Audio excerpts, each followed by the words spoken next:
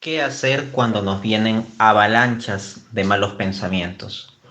No me refiero aquí al caso en que esporádicamente nos viene uno u otro mal pensamiento, sino cuando uno se encuentra en un estado tal en que es acosado de forma más o menos continua por malos pensamientos, entendiéndose los malos pensamientos en el sentido amplio, no solo de pensamientos impuros. Tendríamos básicamente tres categorías que me parecen relevantes, ¿no? Uno, por supuesto, los pensamientos impuros, la lujuria. Dos, serían pensamientos vinculados a rencor, odio, venganza, el querer hacer daño a alguien o cosas por el estilo. Y un tercer género de malos pensamientos serían los de desesperación. Cosas como ya me condené, estoy condenado, jamás me lograré salvar, jamás saldré de mis pecados o cosas de ese tipo. Podríamos resumirlo en malos pensamientos de lujuria, malos pensamientos de venganza o rencor y malos pensamientos de desesperación. ¿Qué hacer frente a esto? Como regla general, lo primero que hay que entender es que pues es perfectamente factible que en ciertas circunstancias nos puedan venir avalanchas de pensamientos absurdos. Los padres del desierto, en su experiencia ascética misma, se encontraban con eso. Hay muchos pensamientos que surgen de la carne, de nuestra debilidad, del desorden de nuestra naturaleza. Y también pueden haber las insidias demoníacas, ¿no? Entonces, esto es algo que puede suceder. Que esto puede ocurrir de forma natural, o más bien por la herida en nuestra naturaleza, luego el pecado original, es algo que experimentaron hasta los santos. Así, por ejemplo, Santa Teresa de Ávila, tan elevada en lo que es la oración y la vida mística, se refería a la mente nuestra como la loca de la casa. Entendía nuestros propios pensamientos como eso, como la loca de la casa, es decir, como alguien que va erráticamente, que hace desorden, que choca con las paredes, que rompe cosas y todo eso. Entonces, en gran parte nuestro pensamiento va en ocasiones a operar erráticamente, pero recordemos que hasta la misma Santa Teresa de Ávila tenía tal experiencia. En consecuencia, no deberíamos automáticamente sorprendernos porque vengan ese tipo de pensamientos. Esto es algo que uno puede más o menos esperar. Ahora, voy a dar unos consejos específicos o un consejo específico para cada uno de los tres géneros de malos pensamientos que he distinguido cuando ya viene una avalancha de malos pensamientos y esa avalancha es más o menos continua. Comencemos con los pensamientos impuros o de lujuria. Ahí la clave es la humildad. Cuando uno bien vengan muchos pensamientos impuros, o más bien más que le vengan, uno puede sentir como que le surgen, o sea, no es que de fuera lleguen a la cabeza de uno, sino que a veces surgen desde la cabeza de uno. Cuando uno se encuentre con algo así, debe ser humilde y decir, Señor, pues ¿qué se puede esperar de mí? Ya sé que soy un hombre carnal, ya sé que soy un hombre débil. Eso no es novedad. No es novedad que me venga este tipo de deseos. Pero no me voy a enfocar en esto, sino en aquello que debo hacer. ¿Qué significa esto? Si uno se pone en el plan orgulloso, decir, no, ¿cómo a mí que soy tan puro me pueden venir estos pensamientos impuros? No puede ser estos pensamientos que se alejen y todo eso. Cuando uno le comienza a dar la lucha cara a los pensamientos impuros, lo único que hace es reforzarlos. Les da más fuerza. No, lo que uno debe hacer es tomárselo con ánimo y buen humor y hasta reírse del pensamiento impuro y decirse uno mismo, sí, ya sé que soy hombre carnal, ya sé que soy hombre con tendencia a la impureza, pero bueno, eso no es novedad, así que mejor me enfocaré en lo que tengo que hacer.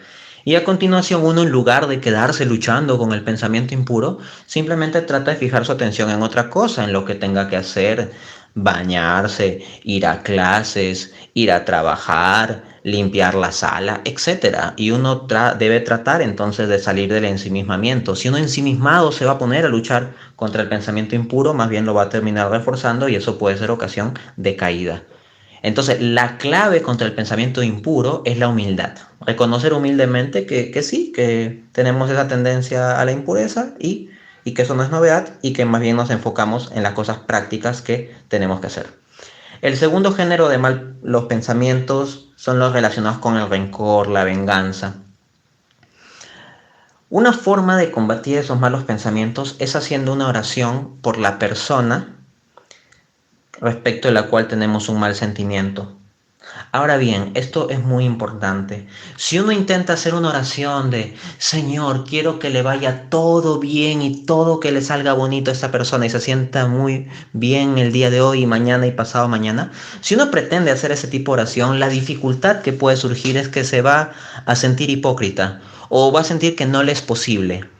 Por ejemplo, encuentras a alguien que ha hecho mucho daño, por ejemplo, a tus hijos, y de ahí que digas, oye Dios, que le vaya todo bien, como que va a ser muy difícil. Entonces, la oración más sencilla, cuando uno tiene un sentimiento de rencor frente a alguien, es la siguiente. Señor, te pido, hagas tu voluntad en, y en tu mente dices el nombre de la persona. Y ya está. Entonces, dejamos la cuestión a la voluntad de Dios, no a nuestros sentimientos de querer hacer daño o artificialmente querer engañarnos con que sentimos que queremos que le vaya bien a la persona. Que por supuesto que eso sería deseable, pero precisamente la persona que tiene los sentimientos de venganza o el impulso de rencor no va a poder llegar a ese estado. Y aquí necesitamos una regla práctica. Cuando decimos, Señor, te pido que hagas tu voluntad en, dejamos que el Señor disponga si su voluntad es castigarle, si su voluntad es hacer que esa persona se arrepienta y se convierta, si la voluntad de Dios es que esa persona sufra mucho en esta vida y eventualmente se dé cuenta y cambie por los finales, o si al final esta persona se condenará, ya lo dejamos todo a la voluntad de Dios. Entonces, al entregar la persona respecto de la cual tenemos malos sentimientos simplemente a la voluntad de Dios y lo dejamos a la sabiduría, la justicia y la bondad de Dios, pues ya eliminamos la cuestión de nuestros sentimientos y pasamos todo esto a Dios. Entonces, contra los malos pensamientos de venganza, la solución es entregar a esas personas a la voluntad de Dios y dejar que Dios mismo disponga el contenido de su voluntad a este respecto.